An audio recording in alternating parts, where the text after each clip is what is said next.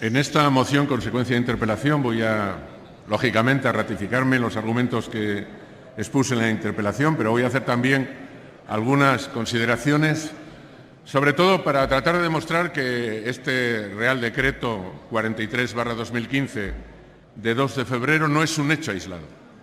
En estos últimos años estamos asistiendo a una erosión planificada del sistema universitario público de nuestro país, con la implantación de medidas que no solo se derivan de la crisis, sino de un deliberado intento de devaluar a las universidades públicas con objeto de igualarlas a la baja con las universidades privadas, que siguen creándose a un ritmo creciente a pesar de que algunas de ellas no son capaces de acreditar la calidad exigible.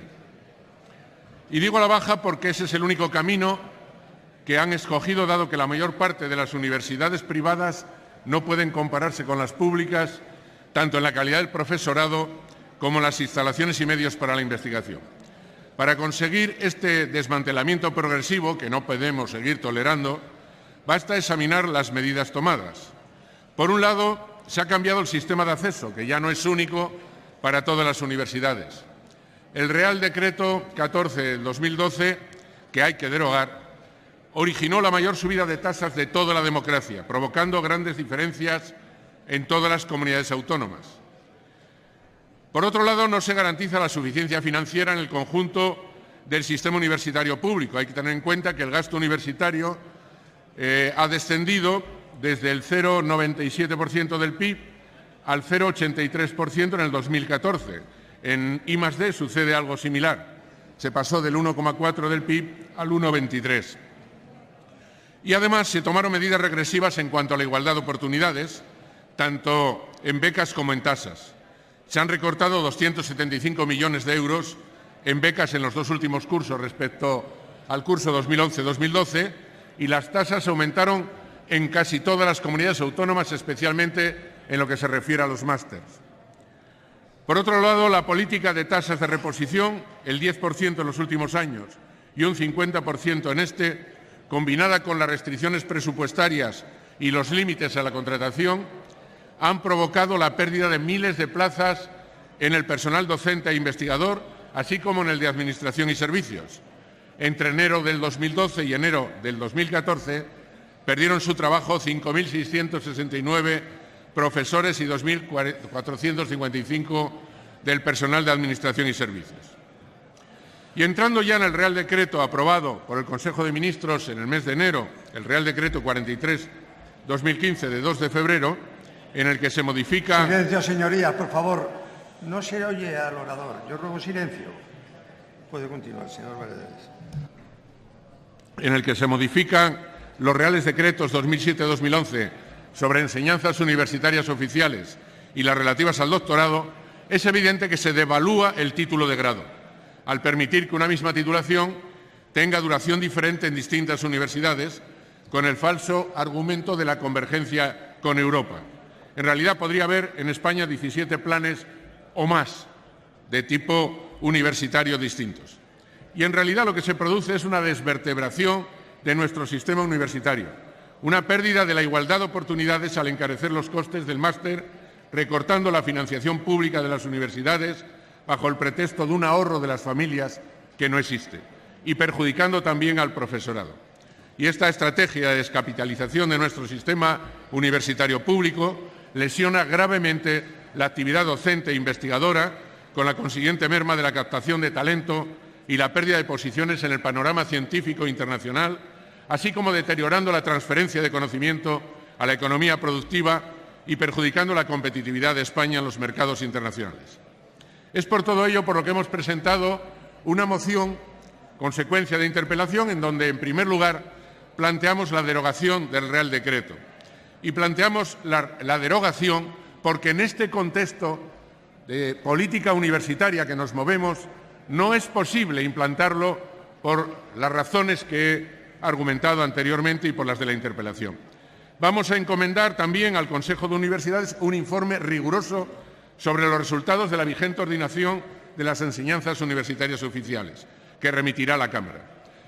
Y, por último, no vamos a abordar en este momento, pedimos que no se aborde ninguna reforma hasta no contar con un documento en donde se recoja la influencia y la incidencia en la financiación de las universidades, en las repercusiones en el profesorado, la incidencia también en el acceso al empleo de los titulados y se estudien los efectos que se produce en la igualdad de oportunidades.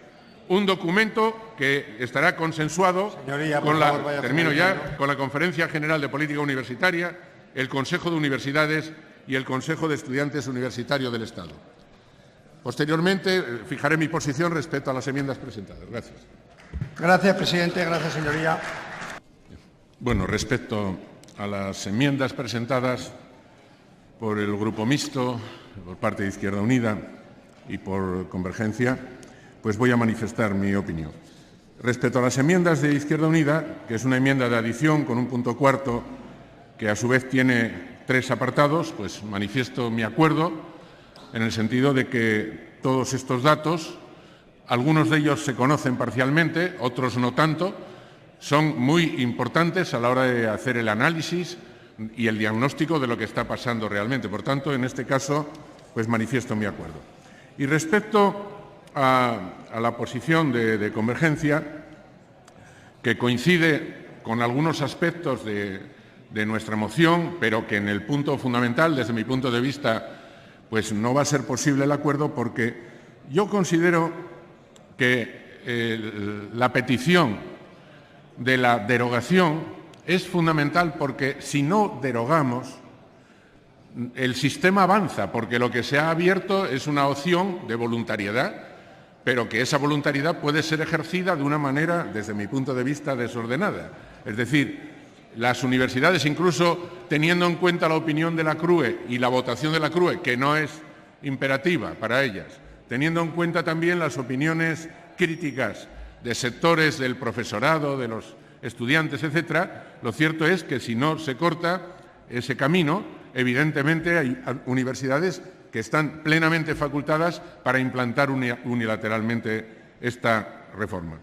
Y efectivamente, por supuesto que estamos de acuerdo con la autonomía universitaria y con la configuración de nuestro modelo de Estado, del Estado autonómico, con pleno respeto para las autonomías.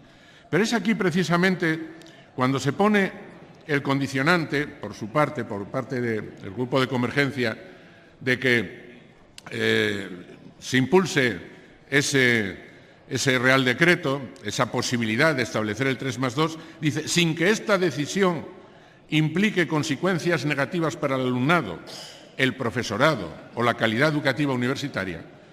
Es ahí donde tenemos nuestro punto de discrepancia, porque yo creo que tanto en la interpelación que le hice al señor ministro, en la que me ratifico plenamente después de su contestación, y en la exposición más breve de esta moción, yo creo que este Real Decreto tiene importantes consecuencias negativas para el alumnado, para el profesorado y para la calidad educativa universitaria. He tratado de exponerlo a lo largo de las intervenciones, pero quisiera ratificarlo porque el concepto de flexibilidad, que aparentemente es un concepto fácil de aceptar, pero en este caso concreto yo creo que es imposible de interpretar como flexibilidad lo que es una verdadera desestabilización del sistema, que da lugar a situaciones, algunas de ellas clarísimamente esperpénticas, como va a pasar en muchas universidades, que ante la pérdida clara de alumnado van a tener que salir a buscar a los alumnos, que eso no tiene nada que ver ni con la calidad ni con la empleabilidad que preconiza Bolonia.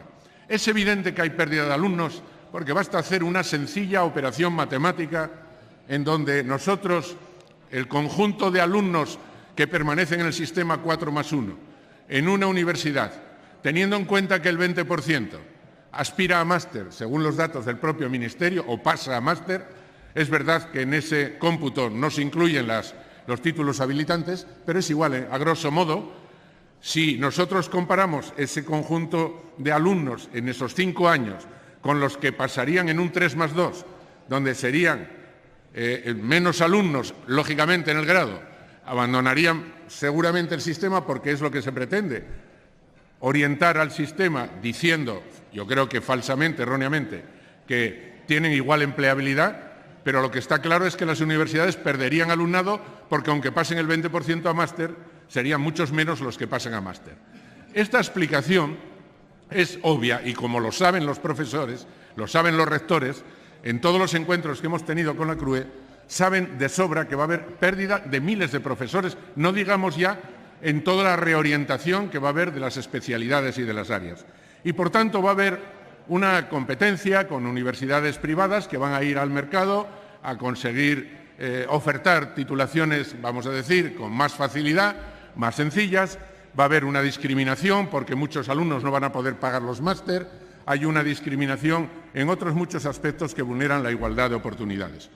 Por esas razones y porque también consideramos que el concepto de internacionalización no es exactamente lo que se está diciendo desde el Ministerio, porque si vemos nosotros el cuadro de todo lo que significa el espacio europeo, que son en estos momentos 46 países, y de esos países tienen un sistema mixto en 35 de ellos, quiere decirse que el sistema 4+1 no está descalificado en Europa y es mayoritario en 18.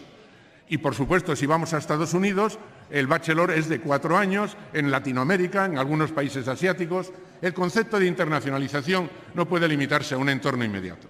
Termino ya y, por ello, pues lamento decir que no vamos a aceptar la enmienda de Convergencia y sí vamos a aceptar la de Izquierda Unida. Gracias. Gracias, señoría.